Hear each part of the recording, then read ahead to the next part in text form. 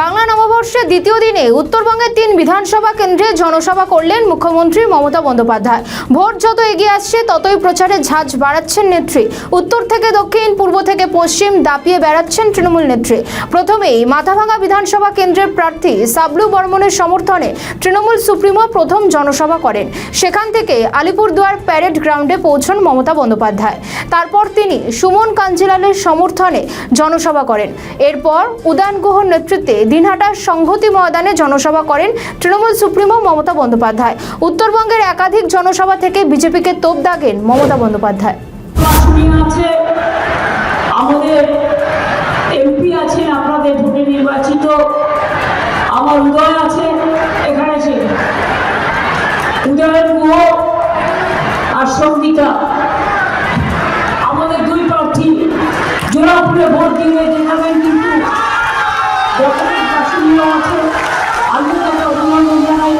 জলিল আহমেদ ভাই আছে আমার সাথে এখানে, আমার সমস্ত জেলা পরিষদের সভাপতি থেকে শুরু করে, মেম্বার থেকে শুরু করে, পঞ্চায়েত থেকে শুরু করে, গ্রাম সভা থেকে শুরু করে, মিউনিসিপ্যালিটি থেকে শুরু করে, আমার বুথের কর্মীরা থেকে আপনারা সবাই এসেছেন এখানে। আপনাদের সকলকে আমার প্রাণ ভরা অভিনন্দন। আর আপনাদের পাগুলোকে আমি সালাম জানাই।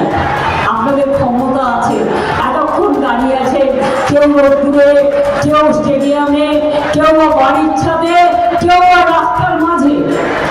আমি দেখতে দেখতে আসছিলাম, তাই কুচবিহার দিনহাটায় করুন বিজেপির ডানা ছাড়া।